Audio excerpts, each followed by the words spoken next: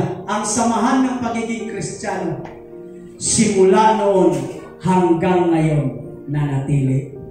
Therefore, ang Kristohanon ay totoo. Why? Anong sinabi ni Gamaliel? Maraming rebelde noon na gustong paalisin ng Roma. Nung namatay, nawala na.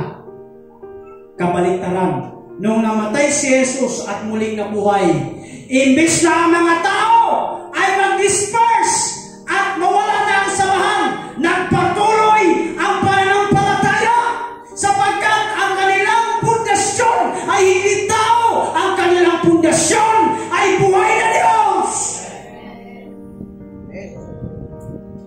Ephesians 2:20 hanggang 22. Jesus Christ is our cornerstone, having been built on the foundation of the apostles and the prophets, Jesus Christ Himself being the chief cornerstone, in whom the whole building, being fitted together. Pag tinanggal mo ang cornerstone, babagsak ang lahat. Can I hear amen? Sabihin mo sa iyong katabi, kung walang Kristo, babagsak ka. Come on, church! Tapikin mo, sabihin mo, kung wala kang Jesus, babagsak. Kung walang Jesus sa pamilya, babagsak ang pamilya. Kung walang Jesus sa pag-aaral, babagsak ang pag-aaral. Kung walang Jesus sa negosyo, babagsak ang negosyo. Kung walang Jesus sa buhay mo, babagsak ka na tao. Amen.